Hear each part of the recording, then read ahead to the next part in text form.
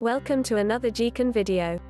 Before watching the video, don't forget to subscribe to our channel by clicking the subscribe button below and clicking the bell icon to be notified whenever we publish a new video. Bulging disc and herniated disc differences. To better understand the difference between a bulging disc and a herniated disc, let's first look at what a disc is. The disc is the part of the spine that can be seen in between each vertebra of the spinal column. These small discs serve as a cushion or shock absorber in between each of the vertebra. Its tough circular exterior is called annulus fibrosus. This outer layer of the disc is made up of sheets of collagen fibers which surround the inner layer of the disc. The inner layer of the disc, which is referred to as nucleus pulposus, is composed of a loose network of fibers. These fibers are suspended in a gel-like substance called mucoprotein. This gel-like substance in the discs makes it possible for us to turn and twist our body, and to bend, without hurting the vertebrae. The discs also act as shock absorbers, which allows us to run and jump without breaking our spine. The disc serves as protection to the spine and its nerves from any impact or stress that the body is exposed to every single day. However, just like any other parts of the body, the outer layer of these discs may become weak. This increases the risk of experiencing either a bulging or herniated disc. What is a bulging disc? This is a condition where the disc outer layer is not broken and its inner layer, which is the nucleus pulposus, is still intact. The site of its inner content bulging is much like a volcano that is about to erupt. However, a bulging disc can be a precursor to herniation of the disc. Although the bulging disc protrudes into the spinal canal, its gel-like substance remains intact and has not leaked out. Through imaging, the bulge looks like a small bubble popping out.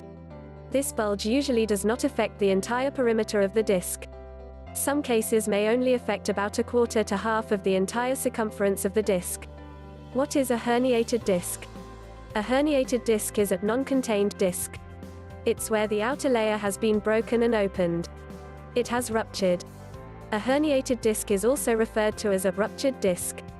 If a person is diagnosed with a herniated disc, it means that the disc was placed under pressure. Imagine a tube of gel being squeezed under force. The pressure causes the inner content, which in the case of a disc is the nucleus pulposus, to force a rupture in the outer wall and leak out. If this occurs, its leaked contents may spread into the spinal nerves and spinal cord. What are the symptoms of a herniated disc? Compared to a bulging disc, people who have a herniated disc are more likely to experience severe pain. This is because the leaked content of the disc contains chemicals that may irritate the nerve roots. Therefore, painful swelling and inflammation will be experienced. People diagnosed with herniated discs also report feelings of electric-like pain. The pain may shoot down to their lower extremities. To add to the pain, numbness, stiffness, weakness and burning sensations are also felt. This radiating pain can also be accompanied by muscle cramps, spasms and general feelings of extreme discomfort.